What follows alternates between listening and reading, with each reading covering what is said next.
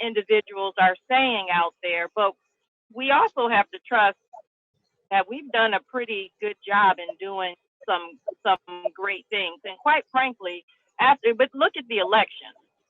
There are just some people you are not going to change their mind.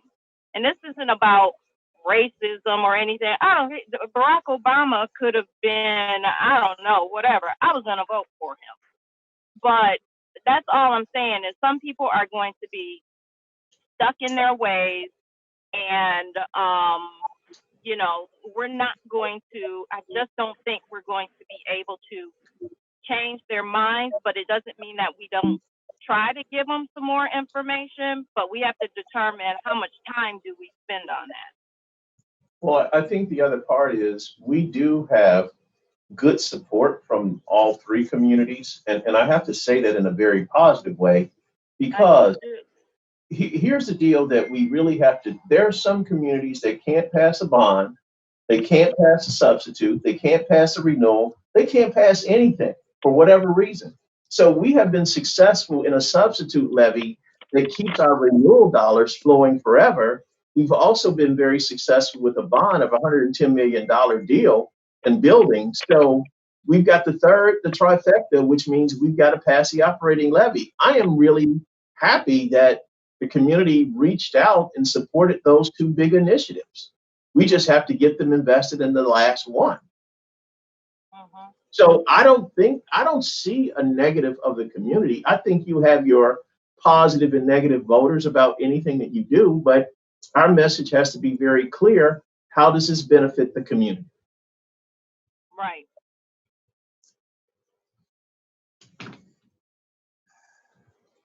With COVID in mind. Okay. Mr. Seymour? Okay. Yeah, it'll be another tough campaign if this is still going on.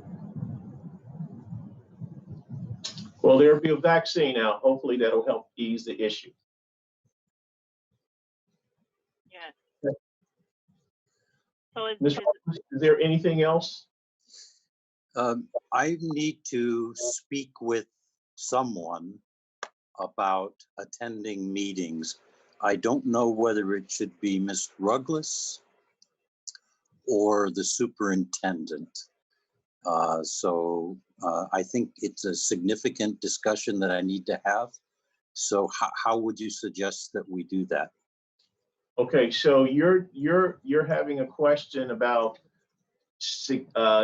being at meetings remotely or face to face. What's the concern? Because we can set up either one. Okay, I can always attend a virtual meeting. Okay. Okay. We don't know how much longer that statutory right is going to be there, though, unless the legislation extends it. Yeah, I'm hearing it ends December 20th, but I'm not sure. Right. And John, as always, we can always have a discussion about it. And I usually bring Mr. Smith along, in the conversation. So. Yeah, it has to do with whether I am doing my duty, and I can do my duty if I have the accommodation. I won't be able to do my duty if there is no accommodation. And so that's the discussion. If I'm not doing my duty, then I need to be relieved of my position. And so that's what we have to discuss. Yeah, let's set up some time to have further discussion offline. My position at this point is, as long as that information is available and the auditor has said that it's deemed appropriate, we'll keep doing the virtual parts for board members who need it. I think as of right now that it stops December 1st. Yeah. But they think it will be extended. You said December 1st? I thought it was the 20th.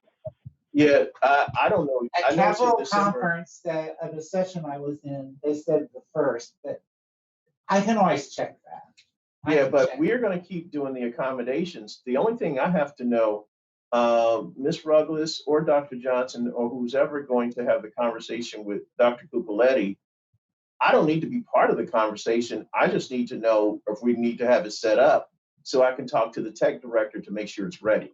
That's my piece. And that's how we've operated anyways, John, or Dr. Cupoletti. You know, you share your concern, and then, you know, I circle back with Mr. Smith and we set up whatever accommodations there are. But as I said, you know, let's have more discussion because I want to understand what you're, you know, I want to understand a little bit more, and I think it's appropriate to have it offline because I have some questions as well. Okay, And great. I'm gonna throw my 2 cents in here. I think as long as it's acceptable to have a blended meeting like that, we should continue to offer that option to our fellow board members. At the Great Oaks board meeting last night, we watched Mike DeWine's news media cast, whatever. And Harry Snyder was actually surprised that Mr. DeWine did not address that last night. And I can't believe that with the way the COVID cases are spiking, that there's not an appetite to extend that past December. I would be absolutely shocked if all of a sudden we said, we're shutting down bars, we're shutting down restaurants, we're going to shut down exercise facilities possibly, but we're not going to continue to give that opportunity to board members to meet and do their duties. Yeah, I can't see that I can't see that happening. But to your other point, you know, you and I tend to get into some conversation. So, you know, if you're still open, we can chit chat, but I don't see any problems with accommodations, and I do believe that it will be extended. That's just where I wouldn't worry about that right now. So we have the ability to move forward. We have the ability to move forward to keep it the way that it is. And as quickly as the board pivots and wants to change it, we have that flexibility too. So from my seat, as long as there are 5 board members or 4 board members working collectively together to make decisions about the district, I don't care where you are. Okay, well, thank you very much. Right now. Thank you very much. All right. Seeing that there's no other things that need to be discussed, I'll go ahead and call this. Do you need to call a roll, Randy? No, you're fine. Thank you.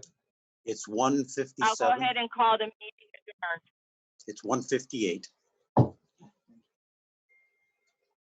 Okay, meeting Thank you. adjourned. Thank you.